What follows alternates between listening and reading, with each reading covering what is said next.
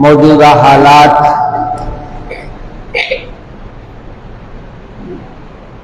ایسا معلوم ہو رہا ہے کہ مرکز کے حکومتیں میں جو ذمہ دار بیٹھے ہوئے ہیں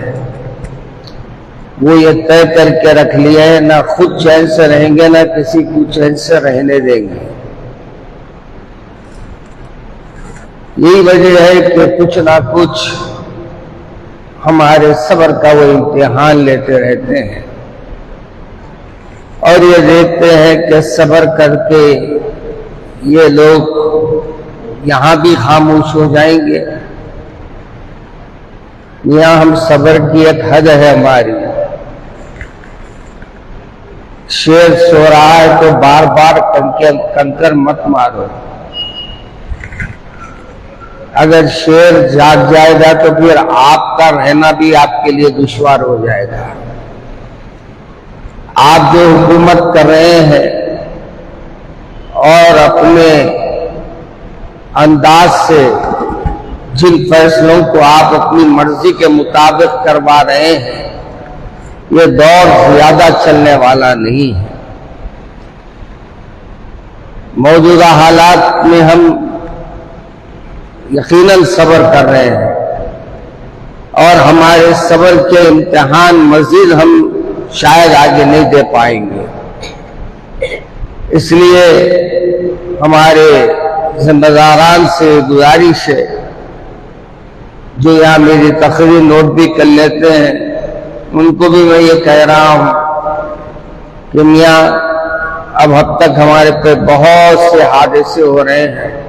اور ہم ہر حادثے کو نظر انداز کرتے جا رہے ہیں، مگر کل جس انداز سے ایک مسجد کو مسمار کیا گیا، مسجد جنات نام ہے اس کا، مشہور نام جو ہے جنات کے نام سے ہے، اور وہیں دوسری طرف مسجد گیانوی، یہ مسجد کے اندر فیصلہ جب آتا ہے تو فیصلہ بھی عجیب طریقے سے آتا ہے۔ ایسے حکومت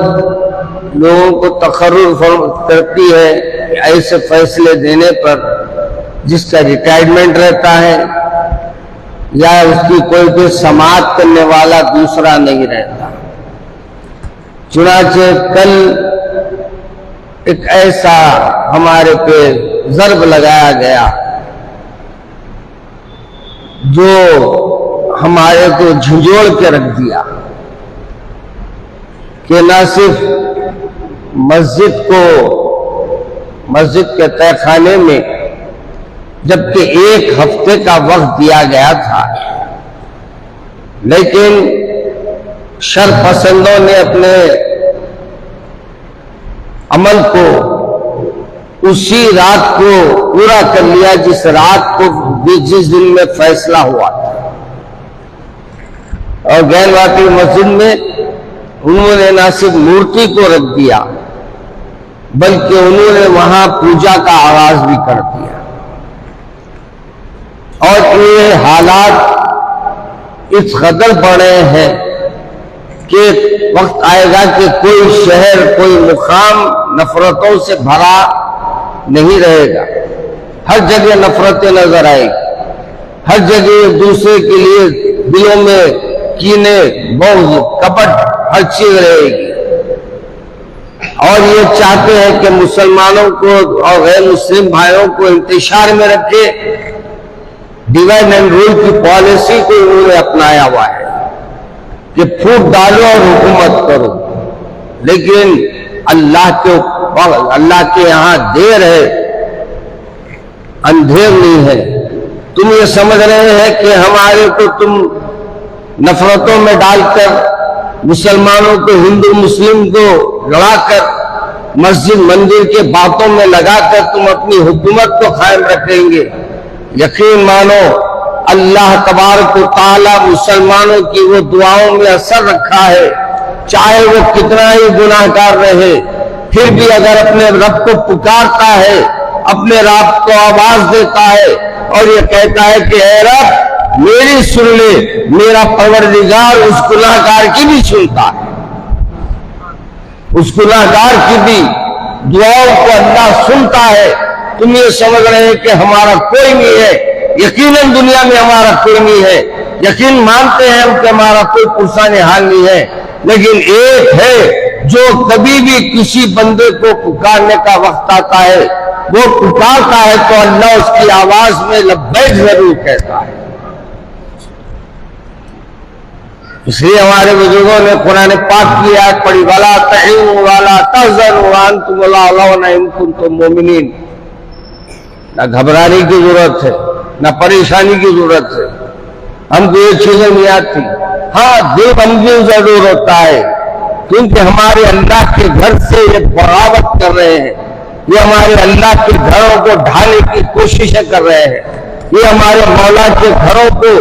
ہمارے کو تکلیف پہنچانے کے لیے یہ عمل کو جاری رکھے ہیں۔ لیکن میرے بھائی ہم کو بھی اپنے جائزہ لینے کی ضرورت ہے، ہم کو بھی اپنے انداز سے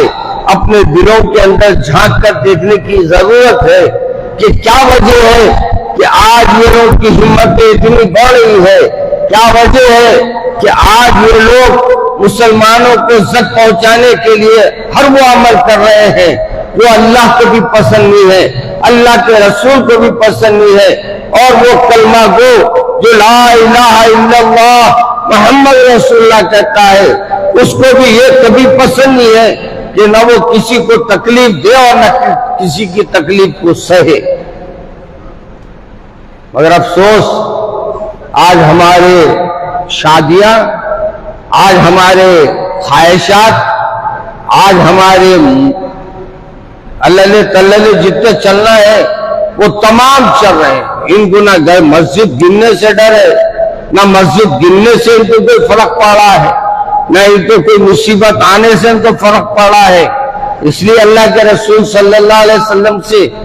اللہ کے رسول نے فرمایا کہ ایک وقت زمانے کا ذکر کرتے ہوئے اپنے صحابہ رسول سے حضور اکرم صلی اللہ علیہ وسلم نے فرمایا کہ ایک دن ایسا آئے گا کہ لوگوں کے اوپر ان کے اعمال کی وجہ سے ایسے مصائب آئیں گے کہ دشمن اپنے ہاتھ ملا لیں گے اور ان کو نقصان پہنچانے کے لیے ایک دوسرے کے ساتھ ہو جائیں گے۔ تو صحابہ کرام نے کہا کہ یا رسول اللہ کیا ہماری تعداد کم رہے گی؟ اللہ کے رسول نے فرمایا نہیں، ہماری تعداد تو بڑی رہے گی، تعداد کی کوئی کمی نہیں رہے گی۔ یہ الگ بات ہے، آج حکومتیں ڈنڈی مارتی ہے اور یہ کہتی ہے نہیں مسلمان 20 لاکھ ہے، ارے 20 لاکھ میں 20 سال کی عمر سے سنتے ہوئے آ رہا ہوں، 20 سال کی عمر سے 20 لاکھ سنتے ہوئے آ رہا ہوں، کیا ہم لوگ ابھی تک 20 لاکھ میں اٹکے ہوئے ہیں؟ یہ معلوم ہوتا ہے کہ حکومت اس میں ڈنڈیاں مارتی ہے تاکہ مسلمانوں کو اگر تعداد بڑھا کے بتائے ان کو پھر فیسلٹیز دینا پڑے گا، ان کو سیٹیں مختص کرنا پڑے گا، ان کے اختیارات کو بڑھانا پڑے گا، لہذا مسلمانوں کو تعداد میں گھٹاتے جاؤ، کم سے کم بتاتے جاؤ۔ اب یہ الگ بات ہے، میرے والد ماجد رحمۃ اللہ علیہ کی مثال یاد آ جاتی ہے۔ ہم لوگوں کو یہ سمجھتے ہیں لوگ کہ تمہارے پاس جیسا بٹاوا معاملہ ہے ہمارے پاس نہیں ہے، ایک جو ہے وہ بھی ہمارے ساتھ ہی رہتے، وہ اس کے علاوہ ان کے دوسری طرف جانے کا سوال ہی پیدا نہیں ہوتا۔